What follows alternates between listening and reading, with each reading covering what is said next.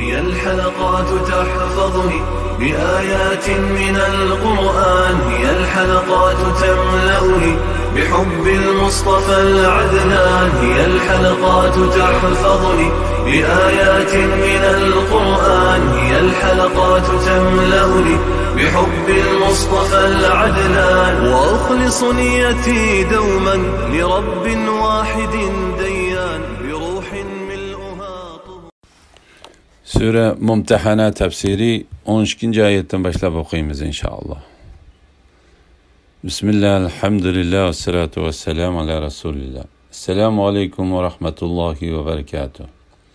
Tüvende dehtanlığa İbn Ketir Rahimullah'ın Kur'an-ı Kerim tefsiri Uygurca tercümesi Mumtahana suresi 12. ayetinden başlayıp okuyayım inşallah. Euzu billahi mineşşeytanirracim.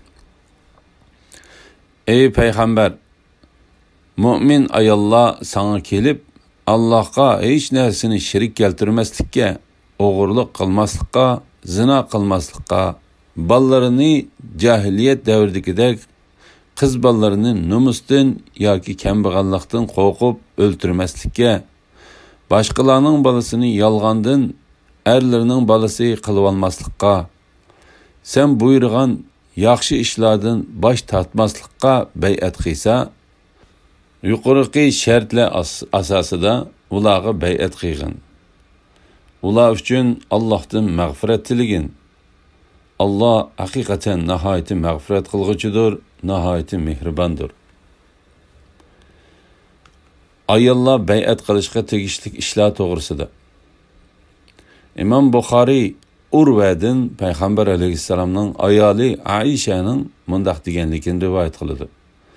Payg'ambar alayhissalom hijrat qilib kelgan mu'min ayollarni: "Ey payg'ambar, mu'min ayollar sana kelib Allohga hech narsani sherik keltirmaslikka, o'g'irlik qilmaslikka, zina qilmaslikka, ballarini jahiliyat davridagi qiz ballarini numusdan yoki kambag'allikdan qo'rqib o'ltirmaslikka, başkalarının balasını yalgandan erlerinin balası qilib olmaslikka, sen buyurgan yaxshi ishlardan bosh tortmaslikka bay'at qilsa, yuqorqi shartlar asosida ularga bay'at qilgin.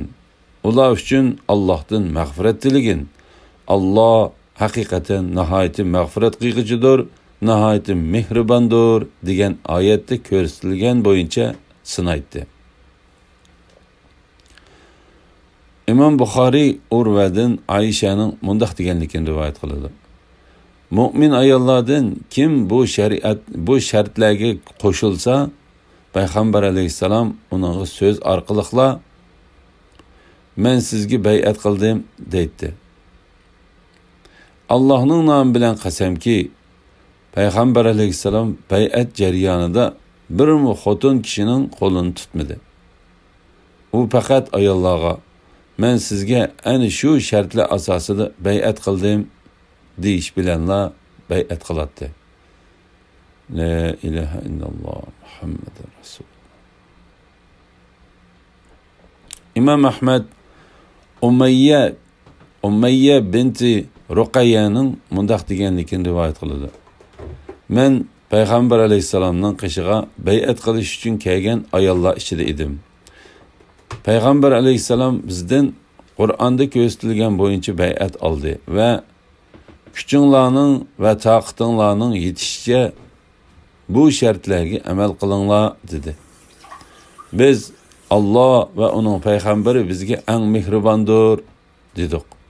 Ondan yana ey Allohning payg'ambari, biz bilan qo'l ilishib bay'at qilmamsan dedik.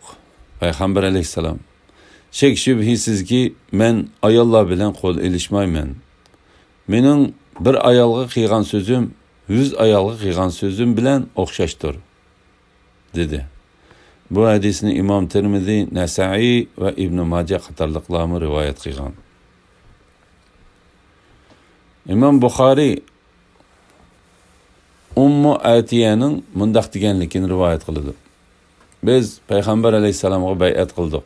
U bizga Allohga hech narsani shirik keltirmaslikka degan oyatni o'qib berdi va bizni un selib yig'lashdan to'sdi. bir ayol qo'lini yig'ib olib, "Palani biri menga yig'ilishib bergan edi. Men u ayolning bu haqqini qaytarmoqchiman" dedi. Payg'ambar alayhisalom u ayolga hech narsa demadi. Shuning bilan u ayol ketib, bir ozdan keyin yana qaytib keldi-da, Payg'ambar alayhisalomga bay'at qildi. Bu hadisni İmam Muslim rivoyat qilgan. İmam Ahmad Ubada ibn Samitning mundaq deganligini rivoyat qildi. Biz Payg'ambar alayhisalomning yonida o'ltirdik.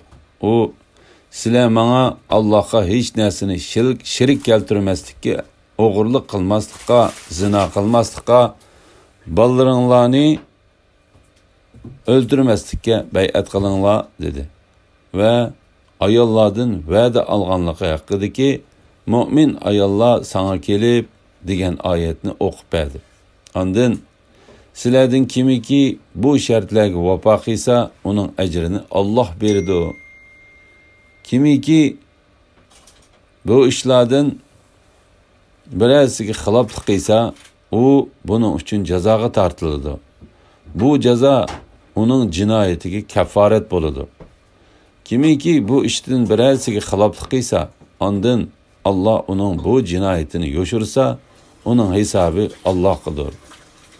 Agar Alloh xolisa uni kechirdi, xolisa azoblaydi dedi.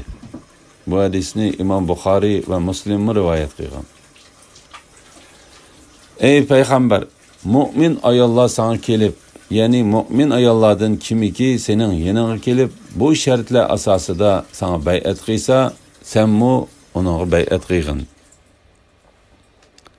Allohga hech narsani shirik keltirmaslikka, o'g'irlik qilmaslikka, bu oyatdan yot kishilarning mol mulkini o'g'irlamaslik ko'z tutiladi.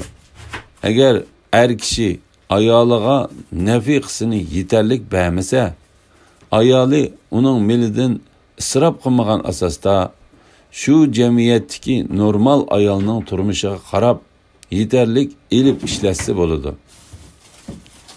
U ayolning eri bu ishni bilmagan taqdirdami, u o'g'irlik gunohiga kirmaydi.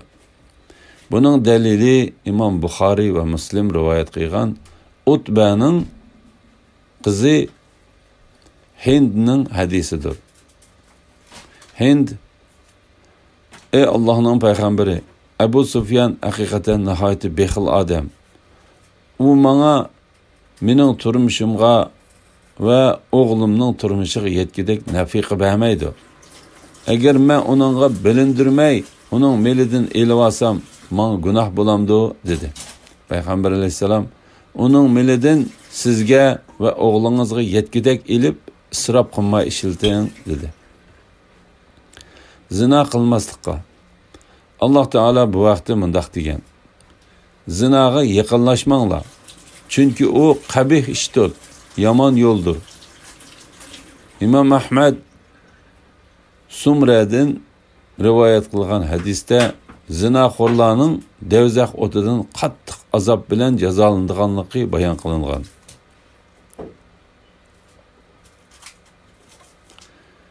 İmam Ahmad Aisha radhiyallohu anhaning mundaq deganligini rivoyat qiladi. Utbaning qizi Fatima Payg'ambar alayhisalomga bay'at qilish uchun keldi. Payg'ambar alayhisalom u ayoldan Allohga hech narsani shirik keltirmaslikka, o'g'irlik qilmaslikka, zina qilmaslikka degan oyat ko'rsatilgan bo'yicha bay'at oldi. Bu ayol bu oyatda ko'rsatilgan ba'zi ishlardan xijil bo'lib, qo'lini beshiga qo'yib oldi. Payg'ambar alayhisalom u ayolning bu ishini ko'rib hayron bo'ldi. Shuning bilan Aisha u ayolga: "Ey hamshiram, oyat ko'rsatilgan bo'yicha bay'at qiling. Allohning nomi bilan qasamki, bizmi shu shartlarga asosan bay'at qildik" dedi. Ondan o ayol: "Undaq bo'lsa bo'ladi, bay'at qilay" dedi va oyat ko'rsatilgan bo'yicha bay'at qildi. Bolalarni jahiliyat davridagidek qiz bolalarini nomusdan yoki kambag'allikdan qo'rqib o'ltirmaslikka. Bu oyat bola to'ralgandan keyin uni o'ltirishni o'z ichiga oladi. Arablar jahiliyat davrida kambag'allikdan qo'rqib bolalarni o'ltirib o'tadi. Shundaqla ular qo'saqdiki bolalarni o'ltirib o'tadi. Ba'zi nadon ayollar yomon ishni yoki shuningga o'xshagan buzuq niyatni ko'zlab egizdan pastga sakrashdek harakatlarni qilib qo'saqdagi bolalarni tushirib o'tadi. Başqalarning bolasini yolg'ondan erlarning bolasi qilib olmaslikqa, sen buyurgan yaxshi ishlardan bosh tortmaslikqa, ya'ni sen to'sqan yomon ishlarni qilmaslikqa bay'at qilsa, yuqorqi shartlar asosida ularga bay'at qilgin. İmam Buxoriy Ibn Abbasning bu oyat haqida mundaq deganligini rivoyat qiladi. Alloh taolo bu oyatdagi shartlarni ayollarga shart qilib bekitdi. Maymun ibn Mahrom mundaq deydi. Alloh taolo yaxshi ishlarni qilishda payg'ambarga itoat qilishni bekitdi. Yaxshi ishlarni qilish itoat hisoblanadi. İbn Zayd mundaq deydi. Alloh taolo insonlarni payg'ambarga itoat qilishga buyurdi. Payg'ambar bo'lsa Allohning insonlar ichidan ularning yaxshi ish qilishda boshqalarga ulgu qilinish uchun tanlagan kishidir. La ilaha illalloh Muhammadur Rasululloh. İbn Jarir Ummu Atiya Ansarning mundaq deganligini rivoyat qiladi. Biz Payg'ambar alayhisalomga bay'at qilgan chaqda u bizga buyurgan yaxshi ishlarning biri biz ayollarning unselib yig'ilmasligi edi. Ma'lum bir qabiladan bir ayol faloni qabildagilar menga yig'ilishib bergan edi. Men ularning haqqini ado qilmoqchi bay'at qilmayman dedi. Ondan o ayol ularning qishig'i berib ularga yig'ilishib berdi. Ondan qaytib kelib Payg'ambar alayhisalomga bay'at qildi. İmam İbn Abu Hatem Usayd ibn Abu Usayddan bay'at qilguvchi ayollarning birining mundaq deganligini rivoyat qiladi. Biz bay'at qilgan chaqda Payg'ambar alayhisalom bizni yaxshi ishlarni qilishdan bosh tortmaslikqa, yuzni tortmaslikqa, chachlarimizni yulmaslikqa, yoqi yirtib yig'lamaslikqa va qog'ab duo qilmaslikqa va'da oldi. Ey mu'minlar, Allah g'azab qilgan qavmni do'st tutmanglar. Ular oxiratning savobidan qabrlarda yotgan kuffarlar umidini uzgandek haqiqatan umidini uzdi. Büyük ve yüksek Allah bu sürünün beşida kafirlarni do'st tutishdan to'sqanidek, bu sürünün oxiridami ularni do'st tutishdan to'sib mundaq deydi. Ey mu'minlar, Allah g'azab qilgan qavmni do'st tutmanglar. Ya'ni Yahudilar, Hristiyanlar va boshqa Allah g'azab qilgan, o'z rahmatidan qo'g'lagan, Allohning la'natiga tegishli bo'lgan kafirlarni do'st tutmanglar. Ular g'olib ve büyük Allah'ın hükmüde ahiretinin savabidan ve nazı nimetlerinden ümidini üzgen tursa, sizler ularni qandaq mı do'st tutsizlar? Qabrlarida yatgan kuffarlar ümidini üzgendek. Bu ayet hakkında iki xil qarash bor. Onun biri terik yaşayotgan kafirlar qabrlarda yatgan urug' tuqqanlar bilan buningdan keyin bir yerga jam bo'lishidan umidini uzgandek degandan iboratdir. Chunki ular qiyomatning bo'ladiganligiga umid uzgandan keyin terildiganligiga ishonmaydi. Ularning bu e'tiqodiga asosan ularning o'lgan tuqqanlaridan umid tamamen uzildi. İkinci qarash, qabrlarida yotgan kafirlar hamma yaxshilikdan umidini uzgandek deganlikdan iboratdir. A'mash Masruqdan İbn Mas'udning bu oyat haqida mundaq deganligini rivoyat qiladi. Kafir o'lganda va qo'ldan ketkizib qo'ygan savobni o'z ko'zi bilan ko'rgan va uningdan xabardor bo'lgan chaqda umidini uzgandek haqiqatan umidini uzdi. Mücahid, Ekrime, Muqatil, İbn Zeyd, Kelbi ve Mansur qatorliqlarmi bu oyatni İbn Mas'udga o'xshash tafsir qildi.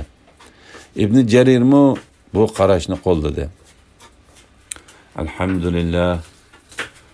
Allohga shukrlar bo'lsin. Shuning bilan sura Mumtahananing tafsiri tugadi.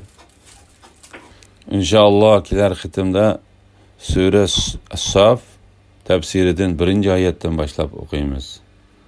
Va sallallohu ala Muhammad va ala alihi va sahbihi ajma'in. Assalomu alaykum va rahmatullohi va barakatuh.